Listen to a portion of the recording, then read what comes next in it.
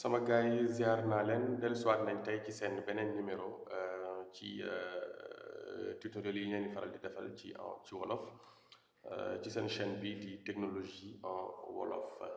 Donc tey nag ñu fas yéene wan leen naka la ñuy def ba mën a identifier benn ordinateur maanaam lépp loo xamante ni matériel la bu connecté internet rek matériel boobu jàpp leen ni mën nañ ko identifier ndax internet dafa nekk réseau boo xamante ni dafa daj àdduna bi yëpp. Donc pour ñi nga xamante ni dañ ciy def naka sudul noonu ñu bàyyi xel ne lépp loo yore lu am internet rek facilement mën nañ la retracer.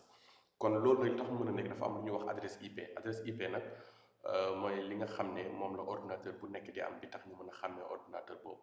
léegi daf ci am boo xamante ni nag bu ñu wax privé la boo xam ni fi nga abonné sa internet ñoom ñoo la koy jox. Par exemple bu fekkee Sonatel nga abonné Sonatel dañ la jox benn adresse IP boo xam privé, waaye dafa am beneen adresse IP booy amaat ci ginnaaw bu tudd adresse IP publique. Boobu nag moom mooy adresse IP bi nga xam ne fu nit ne ci àdduna mën na accéder sa machine via adresse IP boobu noonu. Donc moo tax képp koo xamante ni yaa ngi def loo xam ne daal lu defuwul la nga xam ne maanaam nekkoo ku mën a rëcc, ndax lépp looy def ci machine bi na la leer ni mënees na ko gisal. Donc ngir wan leen ci lu gàtt adresse IP bi ni muy mel. Donc bu dee adresse IP privé bi, adresse IP privé mooy bi nga xamante ni par exemple fi nga abonné internet ñoom ñoo la ko jox.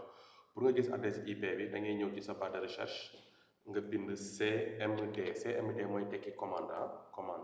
Donc gis nga fii boo indee commande benn écran bu noir la lay indil nga tapé IP config ngay bind IP config. Gis nga IP config nga def entrée.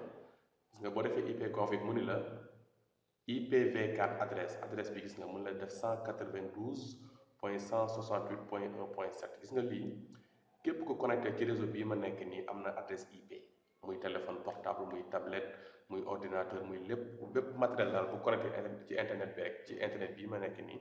Donc day am adresse IP boo xam c'est privé. Sonatel wala Expresso wala Tigo, ça dépend ci ñan ñoo la jox internet bi, ñoom ñoo lay identifier par adresse email. Donc kon machine yi li moo tax ñu mën leen a xàmmee. léegi nag bu dee adresse IP publique nag moom li ngay def mooy boo bëggee xam sa adresse IP publique, saa yoo connecté internet rek am nga adresse IP publique. Donc pour nga gis ko da ngay daal di da ngay dem Google par exemple. xam nga dem Google. Donc soo ñëwee Google nga tapé what is my IP. boo tapé what is my IP gis nga fii boo duggee ci résultat bu njëkk bi. Bon fii sax balaa ngay dugg fenn déjà wan na la ni la sa adresse IP moo nekk ni. gis nga mu def your public IP is, gis nga mu def 154.124.103.158.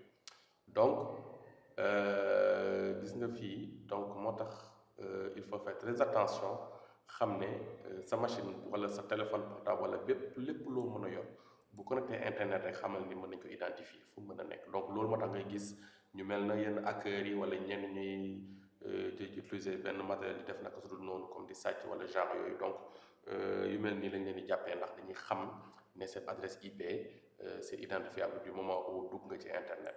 am na nag yeneen moyens yu ñeneen di utiliser pour contourner lii, waaye daal ngir ñi xamul moo tax ñun ñuy def lii ngir ñu xam ne donc saa yoo connecté internet rek li nga connecté am na adresse IP privé. gis nga adresse bi 192.168.1.7 bokkul ak adresse IP publique bii nga xamante ni bii moom c'est accessible partout 154.124.103.158.